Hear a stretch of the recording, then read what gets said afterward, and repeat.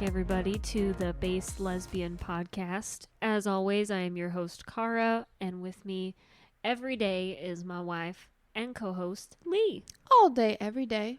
You know it.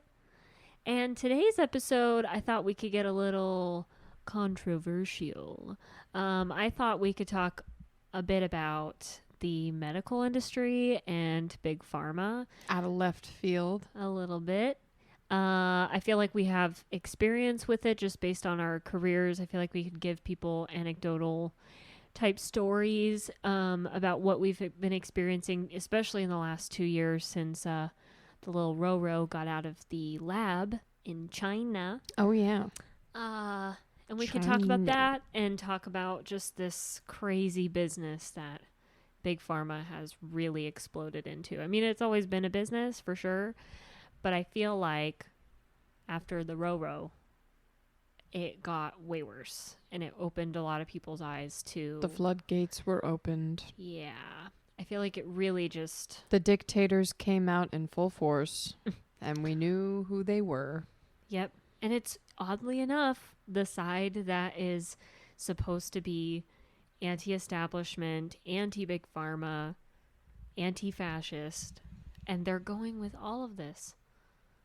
Yep. They're the pioneers of it.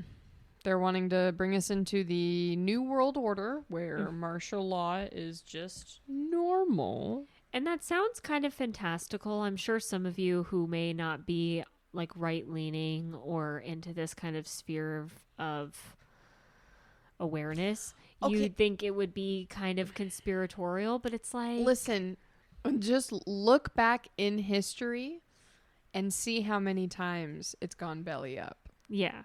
Because of dictators. And see how awful it's become. We're not immune from that now. Just because we're further in the future than these past generations doesn't mean we're more enlightened. Doesn't mean we're not going to do it. No. We're not going to succumb to dictators. Or people are... I feel like people just don't think that people are evil anymore. Yeah. Like people can be this evil anymore. And... No, heifer. No, they're man. more evil. It's bad. And now it's corporations that are running everything and dictating everything, especially with the internet, because we've seen that with our good old friends at Meta and Twitter and YouTube, how they've censored people, deplatformed them, banned them from speaking. Yeah. There needs to be a Bill of Rights for the internet. Yeah. For sure. I think that's kind of been in the ether for a long time, but it feels like the Wild West right now on social media and the internet. And that's what's like baffling to me. I don't understand how people don't see how the Rona really played a part in all of this and like really drove it home. It was the catalyst. Yeah. And like... You and I, we woke up during COVID because we were home alone, smoking a lot of weed, watching a lot of YouTube, and realizing, oh shit, we were wrong about everything. And yet... I thought it was fucked up that people could just be like, my COVID symptoms weren't that bad, and you got fucking banned. You got banned for it. They're not that bad. Actual doctors getting banned for talking about the shot. Now, in this episode, we're going to refer to the shot as the Dinglebop because we don't want to get banned. I don't want to get banned. I don't want to get censored. So if you hear the word Dinglebop, then you know what's code for. You know what it's code for. Okay.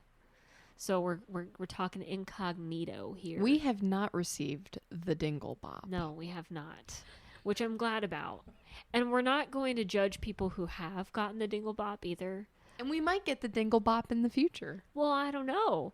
I don't think I'm going to. Well, we might, but that's well. I'm a person who I just need to see more studies come out on it, and then I'll feel more comfortable with it. But that takes years to do. Well, lucky for you, Pfizer won't release it for 55 years. Oh, lucky for you. Then I'm just not gonna get it. It's not gonna come anytime soon. That really makes me feel confident in Pfizer and their ability to not just make this into a cash cow. They have made... Pfizer and Moderna have made billions of dollars from the Dinglebop. On the Dinglebop. Man. and all the celebrities fucking pushing for it. Even Trump, some of y'all Trumplicans that are like, oh, I fucking love him, MAGA, Trump till He was the first. forever. Wasn't he the one who was like warp drive? He literally was the one that created and accelerated warp the speed. production of the Dinglebops. So he's a businessman. And like, look, like, I'm not going to sit here and say I hate Trump. I don't hate Trump. We did end up voting for him in 2020 because it was either that or fucking Biden. And I was sure as shit not going to vote for that. I didn't want a corpse for my president. I wanted to keep a good economy. But nonetheless, we won't get into an election debate here, okay? But we're not Trump haters. But like, it's important to note that he wasn't this like altruistic fucking savior from heaven coming here to save America and save the world. He wasn't. Okay. He was pushing it. It's okay to say you like him also, by the way. That's fine. Just for his personality, yeah. I'm not going to fucking lie. The dude made me laugh. Is that a sin? Yes. Makes you a fascist. Should I be drawn and quartered right now for fucking thinking that a president made me laugh and that's awful? Well, don't they want to like figure out who voted for him in the election and then like that's like what they want to do ultimately. And do what? But they're not going to. Are you going to come to my... You're going to go to the South. What are you going to do in the South? Knock on people's... What are you going to do? Let's talk about that slippery slope. Mm-hmm. You're going to need an army. That's what's for that. interesting with with a lot of these Californians and people from the West Coast and even like New York and Florida and everything. People are flooding to all of these southern states that they supposedly hate. And of course, a lot of the people that are flooding to these states are people who voted red and woke up and realized all this craziness. Yeah. But a lot of them are not. Like, we have a lot more liberals in Texas now for some fucking reason. I'm like, why are y'all coming here? You hate the state. And they go to the places that are very obviously blue, like Austin. Yeah. Is where a big conglomeration of them are chilling. Yeah. But that's fine. Have your bum city. I mean, Austin is not doing too hot. I don't know. We'll see. But regardless, all that is to say, we don't judge people who've gotten the Dinglebop. At one point, we wanted to get it like before, like this was during the height of COVID, right? Like in March, where everyone April 2020, was freaked out. Where we were kind of scared. Everyone was freaked out. There was lockdowns, whatever. And it was the first thing we've ever experienced of like a global scale of just watching all these cities and things shut down. You can't travel. You can't go to work. You can't do all this fucking shit. And so it was scary. So like at that point in time when we were still entrenched in it, we were like, okay, well, if there was a vaccine that came out, you know, we would get it. However, what changed our mind was the fact that people were getting banned for talking about the Dinglebop on the internet. It was very sus. Very. And like the doctor that was like responsible for pioneering the mRNA technology got banned. Yeah. And deplatformed. Hellas. And that was fucking that hella was hella sus. Like, I don't care who you are, what your political leaning is. That's really suspicious and not good for a healthy society.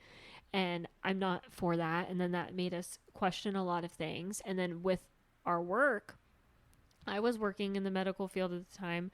You were working at a medical marijuana dispensary or recreational now because it was Arizona at the time. But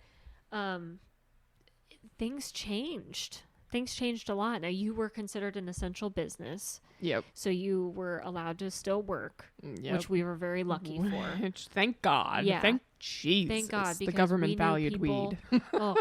We knew people that, like, I had a friend back in Seattle. He lost his job for 2 years. He applied to over 600 places. Nowhere was hiring. And Seattle and Washington up there were really, really strict with their restrictions. And, like, still require masks at a lot of places up there. Even though we're at the end. You guys are living in a different world. Yeah, it's like, bad up there. Seriously, go to a red state and it's like COVID never happened. Yeah. But we were in Arizona at the time, and I got to go work from home like most people did, which is, again, I'm thankful for.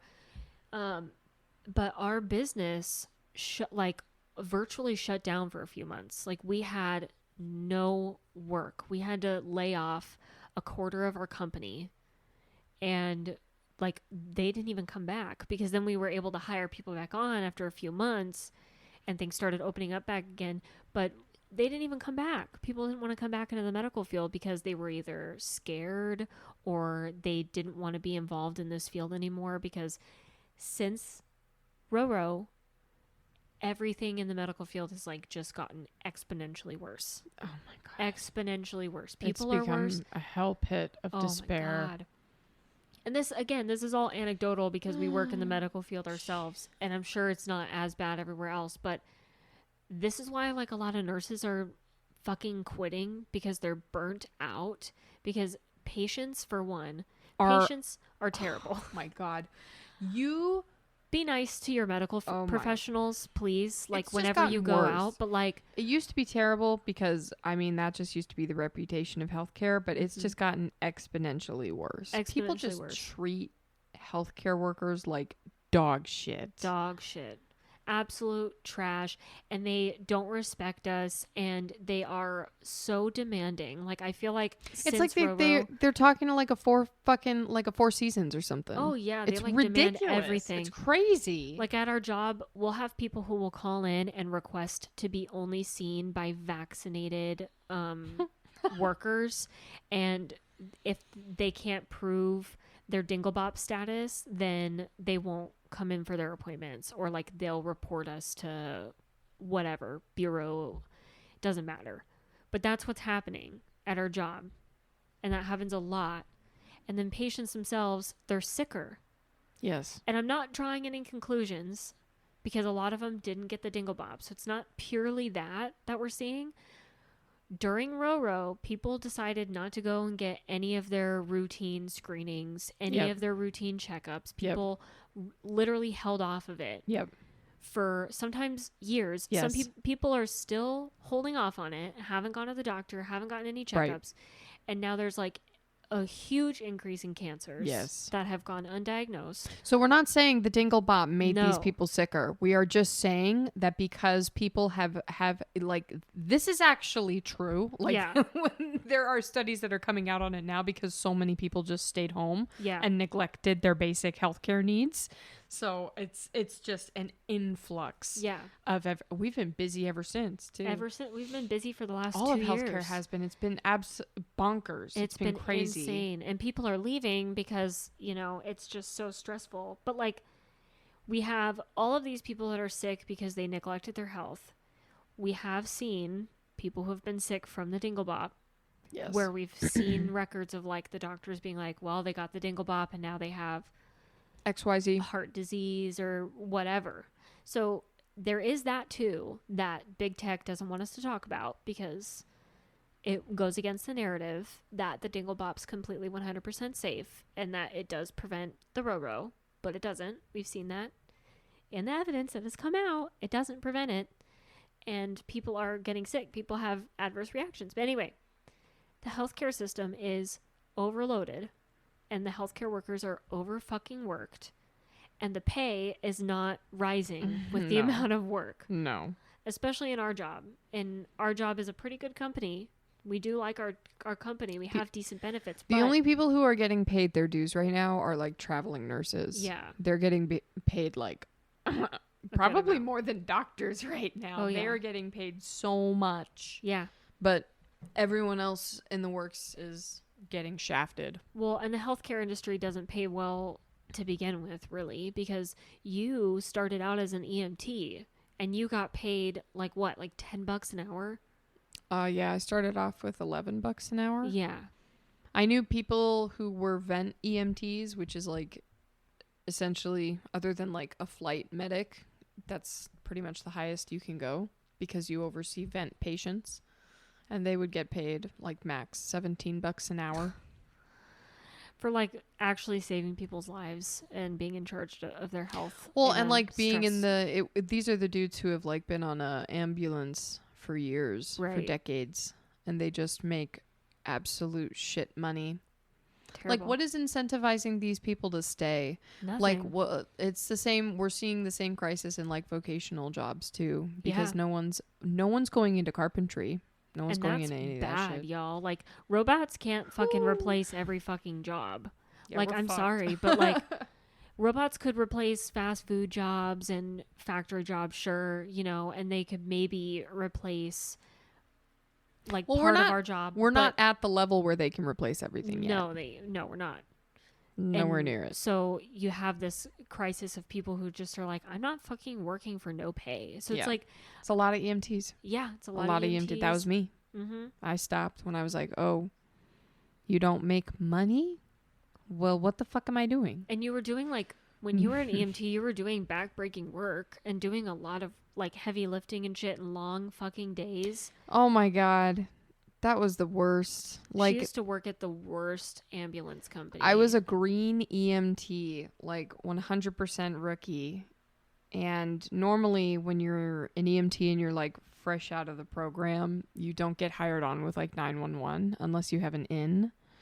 So you have to work around with like private companies. Like a lot of it is like transporting like dialysis patients, transporting patients like to and from appointments, stuff like that.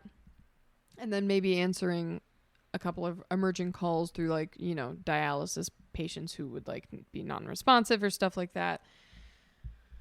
Man, when I am telling you this was the most ghetto ass fucking place I've ever worked in my entire fucking life. severely underfunded. It had 2 or 3 ambulances. One of them was the ALS truck, which is advanced life support. So I was BLS. I was basic life support. So I don't even count that ambulance. So I think I had 2 of them that I could drive around and I could use with a couple other people. Oh, one of them did not have suspension. One of the ambulances did not have suspension.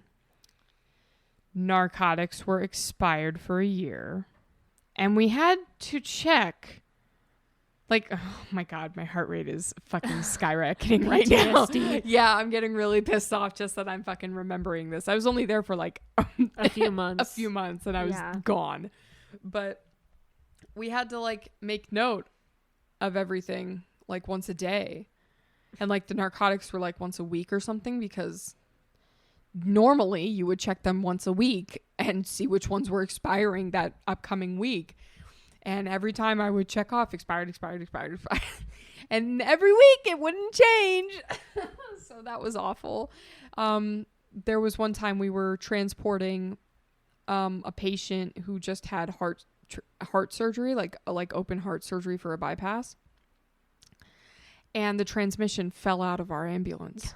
During transport, we were I was in the back with the patient. My partner was driving. It was like 9:00 at night. It was late. And our fucking transmission fell out. And the only reason I know that is because the patient told us. Because he used to be a mechanic. He was like, that sounds like your transmission. Get me the fuck out of here. So they had to get a tow truck and then get him transported in another ambulance to where he needed to go, which was like home or something. And it was like a outpatient, like, yeah, because he just had, oh God. And she literally called me at that night and was like, yeah, we have to take this fucking ambulance to the shop. We have to stay there while it's being repaired. And I can't come home until it's repaired, per my boss. Yeah. And he's still, to this day. He made us do the grunt work a lot. And he never replaced the narcotics or anything like that. Never did that. There was no AC in the back of one of the units, which is, all of this obviously is highly illegal. Mm-hmm.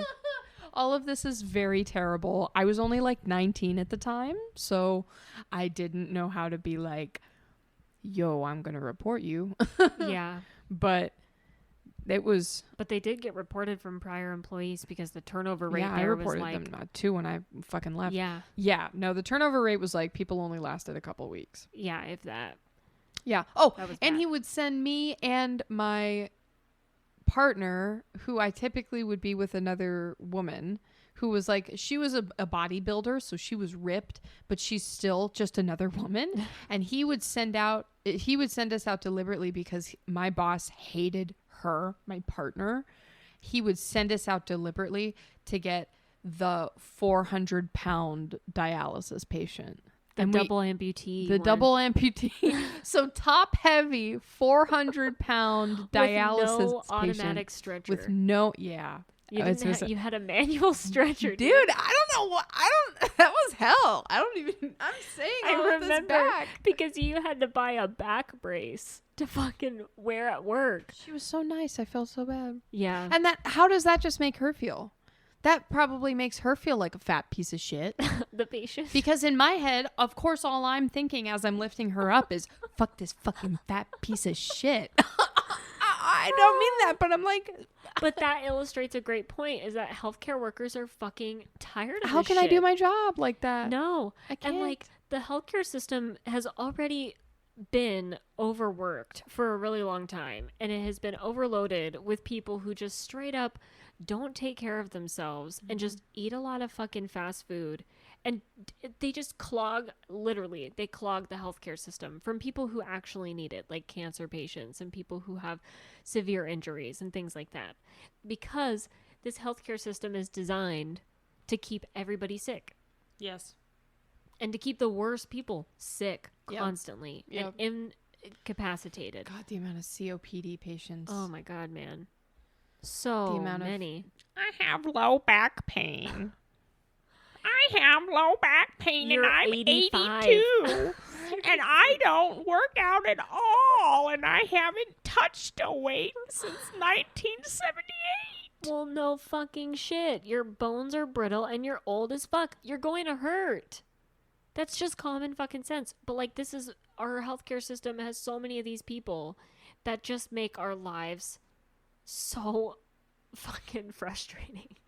Worse. So worse. It's just terrible. And it distracts from the people who really desperately need it. Because we have a system that is not only for profit, but also to keep recurring customers. Yes. Because a cured patient is a a customer patient, lost. Yeah, you can't. That's what it is. Ooh. Hot take, but that's what it is. That's just the truth. When we lived in Arizona, we used to go up north and would go out for weekends up in northern Sedona, Prescott Valley, really nice areas up in Arizona. And we would go to this restaurant almost every time we go up there. And we had a waitress one time, and she was a kidney cancer patient.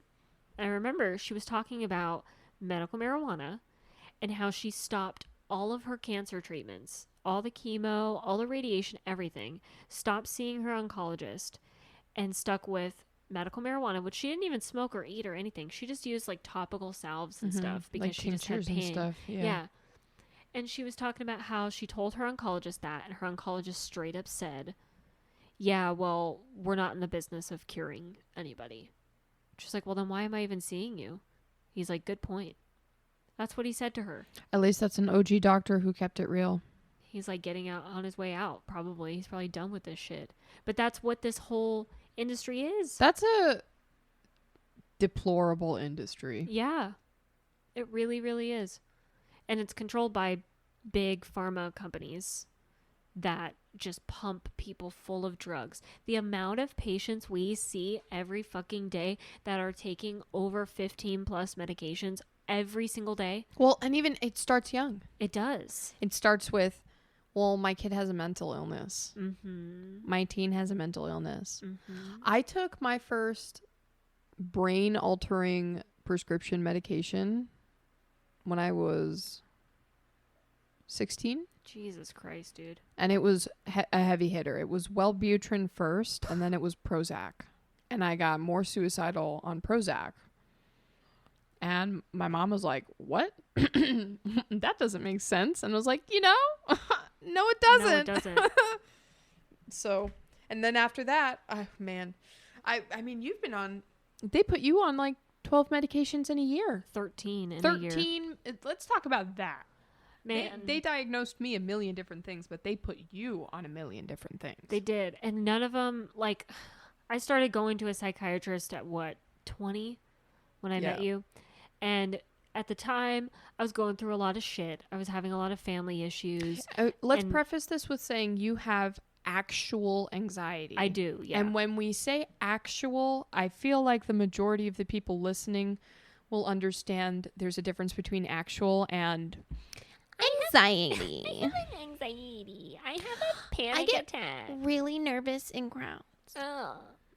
No, I'm talking about like I've had to talk you down from like intense panic attacks over literally nothing. Yeah, like I have an actual problem with anxiety, and it runs in my family. That specifically does run in my family. We're all a family of worriers or whatever. But I have an actual anxiety disorder, and I went to a psychiatrist. No, actually, I went through my PCP because I did a normal checkup, and I said, I think I have depression, and I think I have anxiety, and I want to get on a medication. She gave me 2 forms.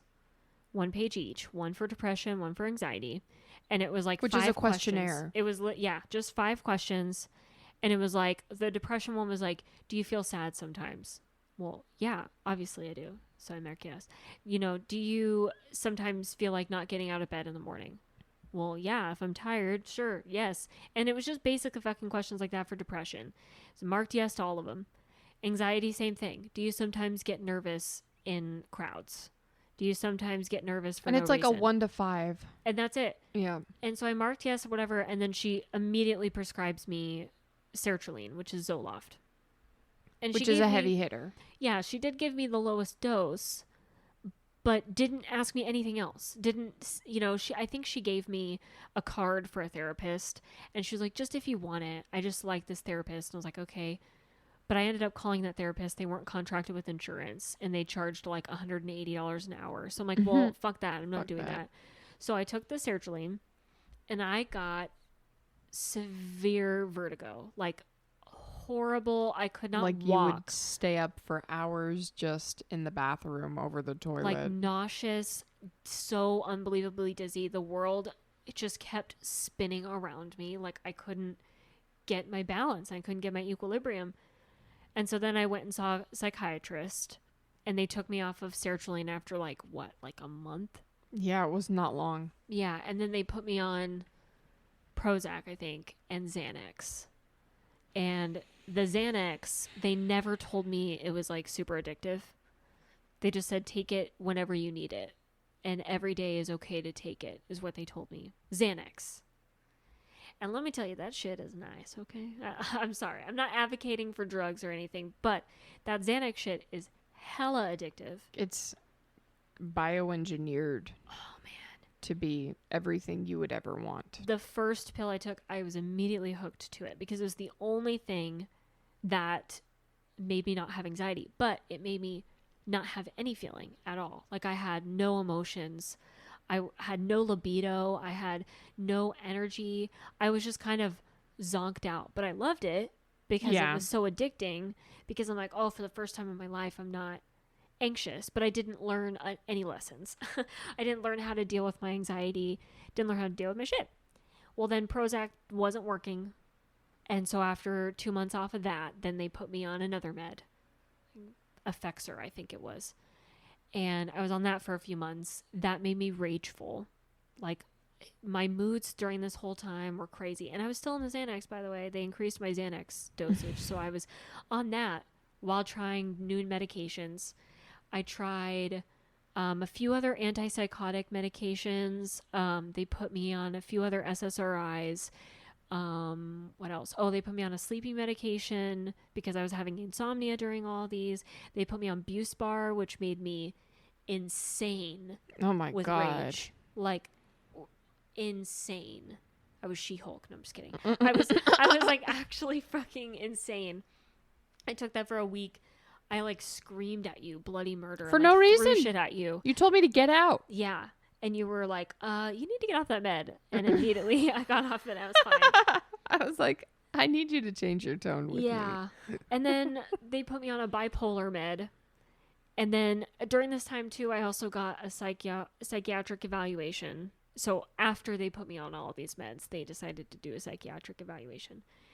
And they diagnosed me with PTSD, which is true. And then generalized anxiety disorder, true. And then major depressive disorder. Not true. No. And they didn't, acknowledge my past or anything like that. They were just like, well, maybe it might be beneficial if you go to therapy. So then I did go to therapy, and that actually was probably the most beneficial was going to therapy. And then we moved out of state, and I was on Lamictal, and I had gained 40 pounds. Oh, yeah. And I was on Xanax. Yeah, so I was on 3 medications when we moved. So I was on Lamictal, which was like 400 megs. It was on a high-ass fucking dose. Prozac. No, Lexapro. I was on Lexapro. That's and right. Xanax. So I was on all 3 of those when we moved. We found another psychiatrist out here in Arizona, and they were terrible to us. And then I don't know what we had. Like, I don't know what the awakening was. I don't know if it was because we smoked weed. I think it fucking was. I think it was. We were both high out of our minds, and we were just like, fuck this shit. Fuck the meds. Because you were on to... Well, and the birth control was really we were on messing birth us up. Yeah, we both were on birth control. I had been on birth control since I was 15. My aunt had a stroke from her birth control. Yeah. And she's like, at the time of the stroke, she was like 45. Right.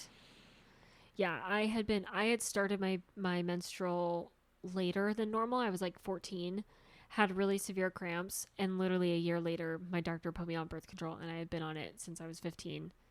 No. Horrible. I had no idea any of the side effects. Everyone told me it was totally safe, that I would not have any problems. But looking back, and I've been off birth control, you and I have been off of it for what, 4 or 5 years? A while now. I look back on my life during that time that I was on it, and I was like, whoa, that's where all my shit was coming from. Yeah. A lot of it. I mean, a lot of it was my family life and the things I was going through, but also my depression probably stemmed from that. Yeah. And probably stemmed from the PMS and all the weird fucking shit it was doing to my hormones, and it was awful. And we decided that one night we were high as balls, like, we don't want to get on any medication. Now, we don't recommend anybody doing this. No. So, like, talk to your doctor. We didn't. We were Especially dumb. benzos. Yeah. We were really dumb. We didn't talk to a doctor. We didn't do anything. We just cut off of them on our own. We just did it our way. Mm-hmm. And we do not recommend our way. We do not recommend it at all. We're not doctors. But getting off the benzos, for me, the Xanax was the worst. And You still have... Yeah, I still have issues with it. What, 3 years later? You're still gonna. Oh, Sorry, baby. Oh, I am. I know. 100%. But they're like, coming out with studies now. getting off of it was the worst fucking thing ever. The pain was unimaginable. Like, I had muscle cramps every single fucking day. Like, Yeah, withdrawal's gnarly. it was really bad. And my memory for the 2 years that I was taking Xanax was shot. I don't remember, like, really anything of those first 2 years. And I tell you that all the time. Like, you'll say, hey, let's watch this movie. And I'm like, oh, we haven't seen it. And you're like, we have. You just don't fucking remember it. Yeah. I don't remember Do that anything. a lot. Yeah. My memory is shot. I still have issues with my memory now.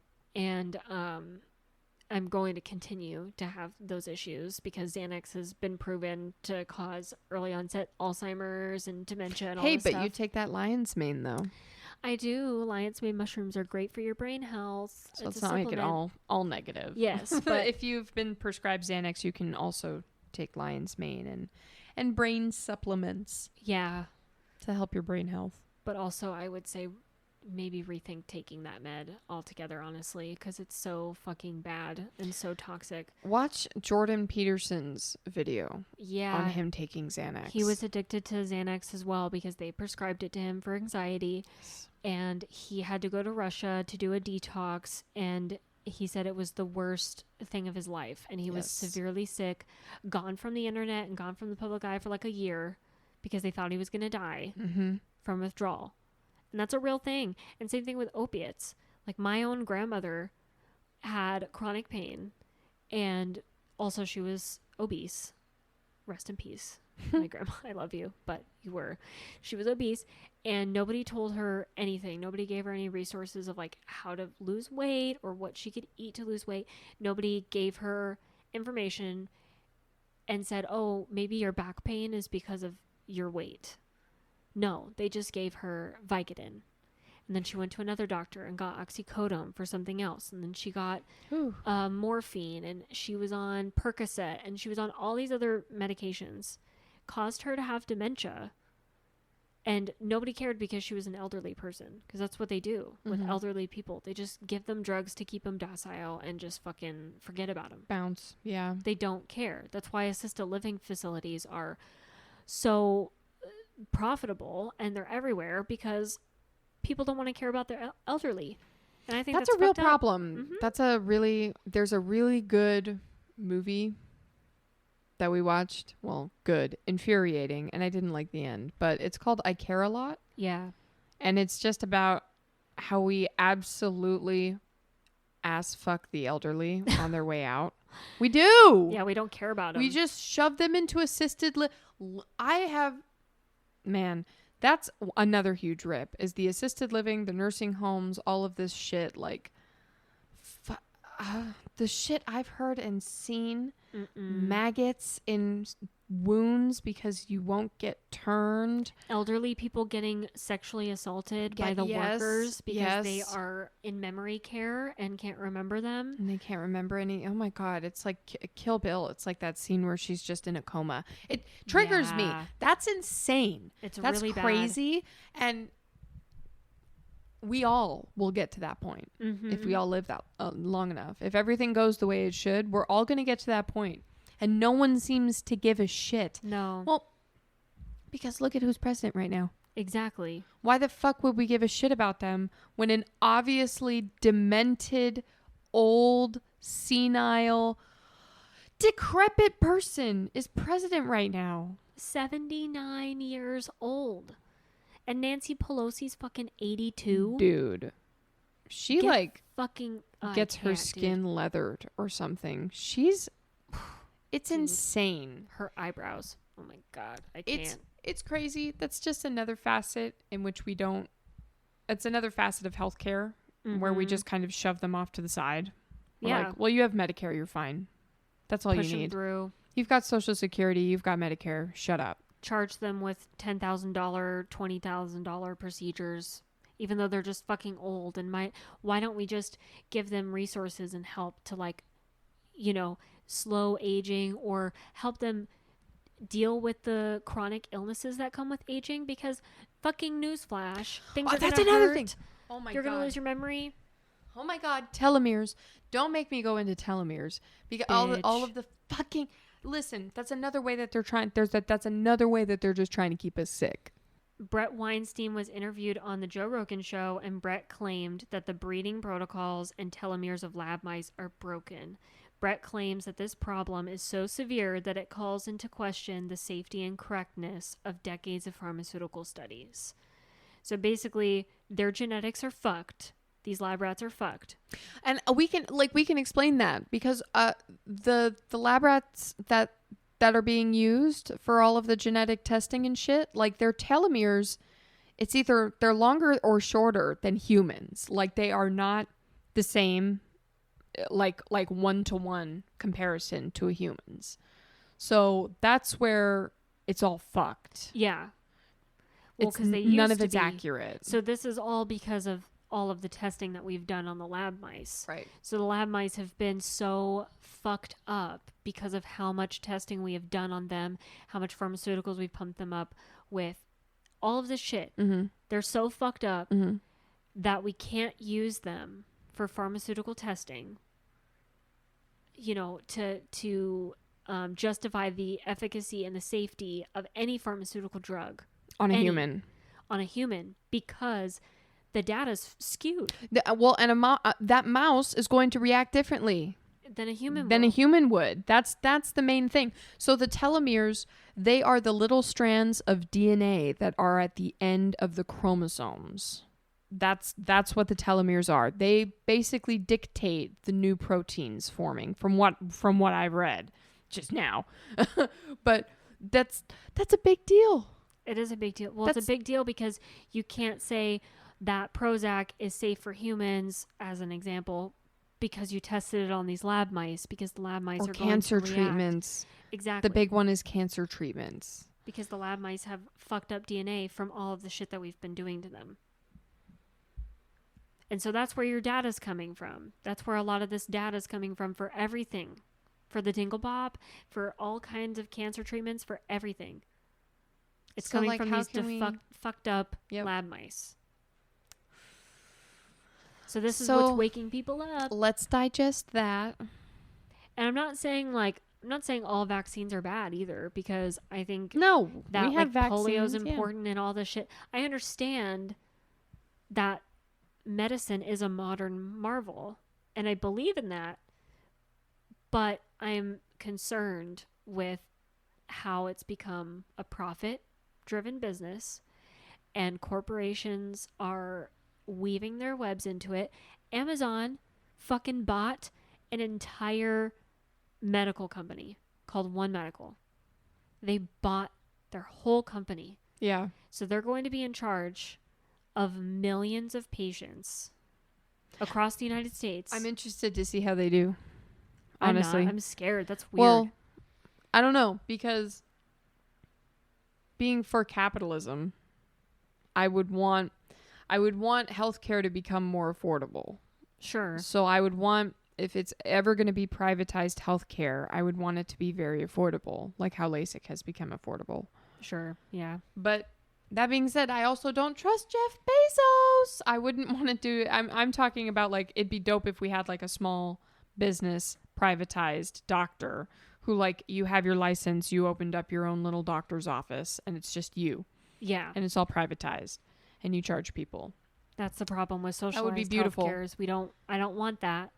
But I want people to have access to healthcare. I want people. But universal healthcare would all be better if we had universal healthcare. Don't you want free healthcare? Don't you think that's a universal basic human right? It's so complicated because, yes, healthcare is a human right, and I do believe that. I don't think it's right that nobody can get healthcare. However, y'all don't realize that that's not the case either, because you can go to a fucking hospital and use a fake social security number and get on Medicaid, on state Medicaid or whatever, and get treated and then leave and not have to pay shit. Yep. People also do that with their actual social security numbers. They will just not pay their stuff. And these are with the socialized programs, Yeah. folks. With Medicaid. That's with Medicaid, Medicare, like every social system that's in healthcare sucks balls. It really sucks. It sucks balls. So I don't agree with having socialized healthcare or having it be all free, because if it's all free, who's going to pay for it? Because people already have a problem with paying for their shit. Also, insurances, private insurances, commercial insurances are shitty. Are really fucking shitty. It's a scam. Half the time, it's cheaper to pay for things out of your own fucking pocket than it is to pay a premium every month for insurance that will require you to meet a certain out-of-pocket maximum or a certain deductible maximum. But you have to pay $5,000 before you even get covered for Before anything. they even cover a percentage, because they won't cover 100%. What a joke. They'll only cover 100% if you pay your out-of-pocket maximum and your deductible, which is usually several $1,000s. I know. Depending on how good your insurance is. But even then, better insurances, you have to pay more money every month. That's why I'm like, why can't it just be 200 years in the future where I can just walk down the block to Dr. Joe Schmo and pay $300 for, I don't know, a surgery? God, Man. wouldn't that be amazing? Well, it's not as profitable because I feel like all these companies do this on purpose to keep people going in and purchasing all this shit. What's the point of heart surgery if people can take dandelion supplements that will help their heart? That's how we get out of it. There's no good way to navigate the healthcare issue other than to break out of it and take care of your shit. Just take care of yourself. Yeah. And that's not including like people with debilitating ailments or Obviously. genetic shit who need obviously the recurring care, but that recurring care should be fucking cheap. Yeah, it should. And same with cancer. Cancer treatments, ALS treatments, MS treatments, everything that you cannot escape from, everything that is in your bones, genetic, that you can't escape, that should be fucking cheap as fuck. Hella cheap. Insulin, the fact that Don't even that get me is so started. fucking expensive, and you have That should be a crime. That should be investigated. It should. It should. It's ridiculous. That keeps people alive. Yeah.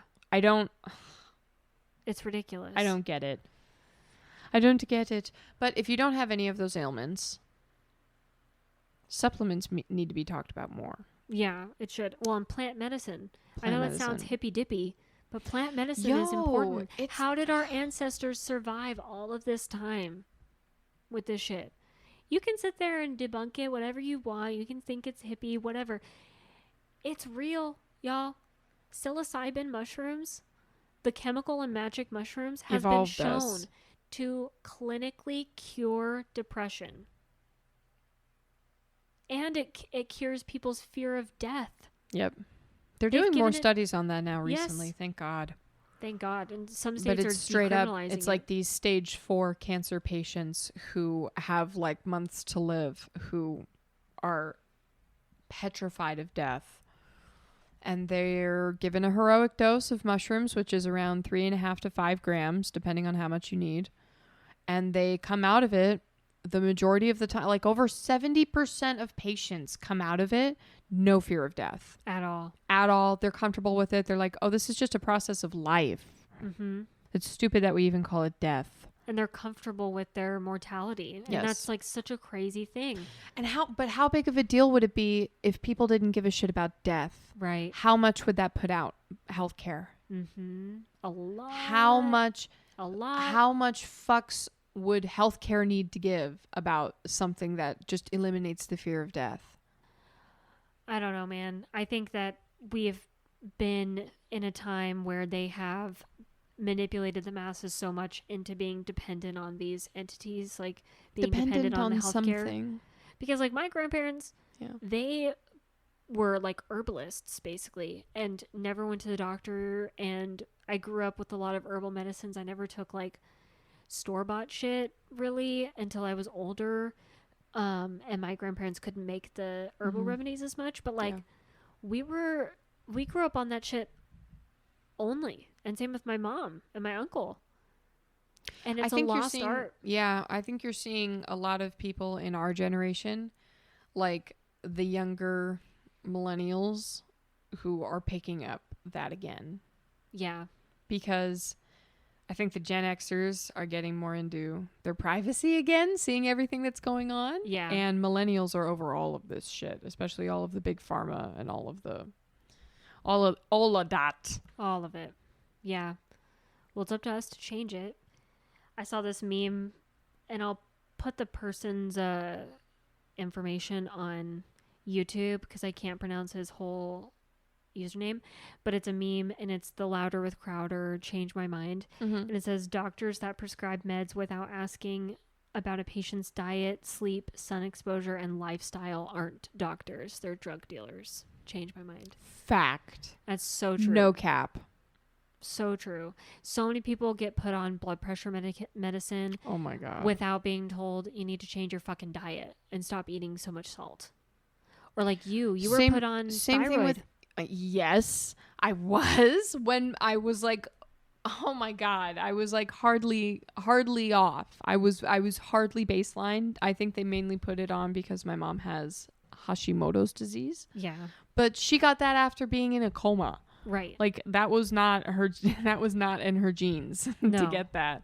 But they do that with fucking mental health too. They do. They said first I had depression and then I had bipolar.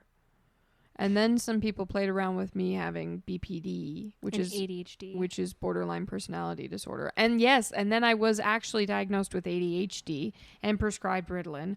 Yeah, I was prescribed Wellbutrin, Prozac, Lamictal. I was on Lamictal for a very long time because for the longest time I really thought I was bipolar. Yeah. And then I was on birth control after that. I got on We're birth also control on later. an antipsychotic, and then you were given Ritalin. Yeah, and then I was on Ritalin. I had tried Vyvanse. I had tried Adderall. And you were on a mood stabilizer too. I can't remember the name of it. I can't remember either. But Those were the main ones, though. But they... strong fucking drugs for something you didn't even have. Yeah. Well, something that I was diagnosed with bipolar when I was in the loony bin. Right. Because you checked yourself in. Yeah. The one semester that I did in college, I started it off with a trip to the loony bin because I did not like my life. Yeah. And you were suicidal. Yeah. And they put you on a lot of shit. And that was traumatizing. I was the only volunteer in that ward. And it was a trip to see all of the involuntaries there. Yeah. Because they straight up were like, you're not going to want to be here in a day, and you just need to tell them what they want to hear. And also to hear just immediately what they were going to do when they get out. Yikes. That's another part of the system that's very The mental health industry. fucked up. Yeah. Because, well, the involuntary people who are in there, they're potential clients, they're potential customers, right? Right. Because they could be like me, where like I was placed on Lamictal in that. That was the first time I had it. Right. Was in the loony bin. I know I keep saying that. That's for myself. I was there. So unless you've been there, I don't care what you think. But that's just what the fuck I'm calling it. The behavioral whatever. Behavioral health, I don't give a shit. But all of those people who are there are potential customers of like, well, we'll try you on this medication and we'll see if you get better. And if you get better, maybe they'll leave there on this medication for life. Yeah. Keep them just going to the pharmacy, circling around every But they fucking don't. month. They all leave and they die. Yeah. Because we don't give a shit about them. Just like we No. don't give a shit about the cancer patients. Or the elderly. We don't give a shit about the elderly. We don't give a shit about really anyone. I mean, because now, even with COVID, you saw a lot of people turning on their family members Yeah. because of their views about the Dinglebop and about the pandemic and what was happening in our politics. People became so primitive. They became really primitive, and we lost friends because of it. I've seen my family break apart, and it's concerning. It's concerning that people are losing faith in each other and respect for each other. Right. And we have become so desensitized to that. And I think part of it is from the internet, but I think a lot of it really got worse during the pandemic. And you have corporations that just profited off of all of it. They profited off of people being sick, people dying. Yep. Like, They made more than they ever made ever. I talked to a patient the other day whose husband got meningitis from a routine procedure he had done at the hospital during COVID. He left from the routine procedure, 12 hours later got viral meningitis, had to go to the ER. They put him in a medically induced coma because he was having seizures, and they put him on a vent. His wife, who had been a nurse for 20 years, was confused as to why they put him on a vent, but she was not allowed to be in the hospital because it was during COVID, and nobody was allowed to visit anyone. And after 3 days of him being on the vent, they told her she should pull the plug and that he's lived a long life and that he's done. And she's like, but does he have brainwaves still? Like, is he still conscious? And they're like, well, yeah, but you should take him off the vent. She's like, well, no, if he's got brainwaves, I want to keep him on and hopefully he'll pull through. And he fucking did. He pulled through fine. She said he made a miraculous recovery. And this is what happened during COVID. I didn't get to see my two grandparents pass. They passed in their facilities. No visitors were allowed because this was in Oregon. It's fucked up. That's how you create that episode from House where the shooter just walks through the hospital. Yeah. That's what you create with Yes. stuff like that. You create upset with the people that you're hurting. Yeah. Because you're hurting a lot of people. I mean, like, they're just the elites and whoever's in charge of all this. They think they're pulling the strings, but you're really fucking going to upset a lot of people. Oh, yeah. They did with COVID. Like, all of this stuff. People's businesses being shut down. The crazy That's why a lot of fucking people restrictions. woke up. Yeah. Because this is insane. And we shouldn't allow this. No. And I don't know how we stop it because these corporations are so big and they run the government and our government officials profit from it. I think certain states are doing it well. I think Florida is doing it really well. True. I think Texas is doing it pretty okay. I mean, we're living like, COVID doesn't exist anymore. Thank God. And a lot of places aren't, from what I've heard. Just What? insane. That's awful. Move. If you hate that, just move. Fuck that. Honestly, But so tired of that. people are over it. Yeah. And that's good. That means a lot of people are starting to wake up. Well, maybe things will change. In our next episode, we're going to be talking about a phenomenon called the fourth turning. Yes. And it's basically about what's happening. Written by Neil Howe and William Strauss. Yes. Yeah. And it's about what's happening with our generation and what's happening in our current times. And how things repeat. Yeah, how things history repeats. Yep. And the fourth turning is all about conflict. And we are entering into an era of conflict. But Yes. after eras of conflict, there's usually a resolution and things start Peacetime. to stabilize. Yep. And there will be peacetime. So we'll make it through it. All of you people who feel like we're on the verge of an apocalypse, maybe you're right. Maybe the you're fourth right. turning, maybe we'll know. So stay tuned for episode 4, which will come out next Friday. And be sure to follow us on Instagram at based_lesbian and Twitter at based_lesbian_. And follow us on YouTube and all of our podcast platforms. And be sure to like and subscribe and comment. Give us a shout out. Let Give us us know a what you shout think. DM us. Let us know what you want to talk about. Yeah. What you want us to talk about. Okay. All right. Let us know. Well, thank y'all for listening. And we will talk to y'all next week. Woo!